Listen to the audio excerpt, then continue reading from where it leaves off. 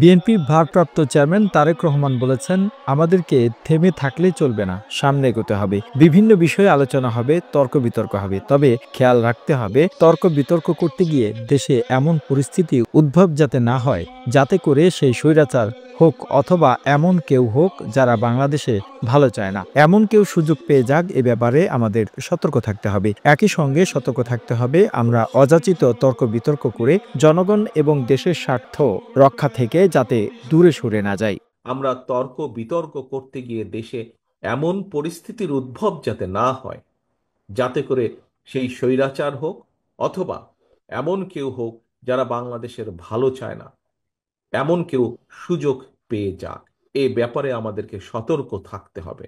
সোমবার Khulna circuit house মাঠে অনুষ্ঠিত খুলনা মহানগর বিএনপির দ্বিবার্ষিক সম্মেলনে ভার্চুয়ালি যুক্ত হয়ে প্রধান অতিথির বক্তৃতায় তিনি এসব কথা বলেন। গণতন্ত্রের সপক্ষের শক্তি হিসেবে বাংলাদেশ জাতীয়তাবাদী দল আপনাদের সকলকে, আপনারা যারা এখানে শহীদ জিয়ার কর্মী, এখানে যারা দেশনেত্রী খালেদা জিয়ার সৈনিক, আপনাদের সকলকে, আমাদের সকলকে চেষ্টা করতে হবে, অব্যাহতভাবে আমাদেরকে চেষ্টা করতে হবে যে কোনো মূল্যে বাংলাদেশে গণতন্ত্র যাতে ফিরে আসে, যে কোনো মূল্যে বাংলাদেশের মানুষের ভোটের অধিকার যাতে প্রতিষ্ঠিত হয়।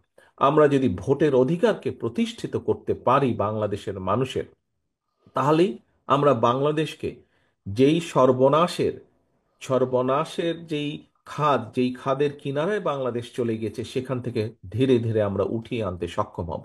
তিনি বলেন, সংস্কার নিয়ে যদি আমরা অযাচিত আলোচনা করতে থাকি তাহলে রাষ্ট্রের মূল সমস্যাগুলো আড়াল হয়ে যেতে পারে। সংস্কার নিয়ে অযাচিত আলোচনা না করে দ্রুত নির্বাচনের ব্যবস্থা করার আহ্বান জানান তিনি। আগামী দিনে যখন ইনশাআল্লাহ বাংলাদেশের মানুষের রায় নিয়ে আল্লাহর রহমতে আমরা দেশ পরিচালনার সুযোগ পেলে, সারা বাংলাদেশের শহীদ জিয়া, দেশনেত্রী খালেদা জিয়া যত সৈনিক আছে, আমাদের মূল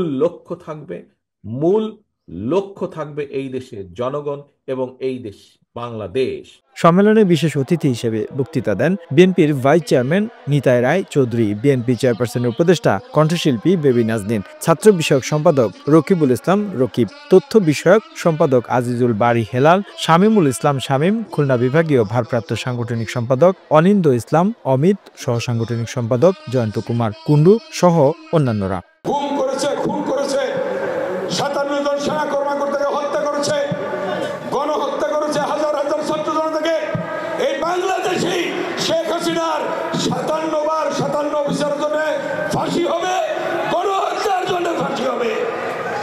আমাদের তিস্তা মহাপরিকল্পনা বাস্তবায়ন করার লক্ষ্যে সেই আন্দোলন ছিল এবং আশা করি আপনাদের দোয়ায় জনাব তারেক রহমান দেশে এলে তিস্তা মহাপরিকল্পনা বাস্তবায়ন হবে। শুধু রাজপথ আঁকড়ে ধরে থাকলে হবে না, নেতা কর্মীদের ঐক্যের বন্ধন আরো ইস্পাত কঠিন মজবুত করতে হবে। ফ্যাসিস্ট হাসিনা কিন্তু বাহিনী এবং চক্রান্ত বাহিনী সংস্কারের নামে দীর্ঘায়িত করতে চায়।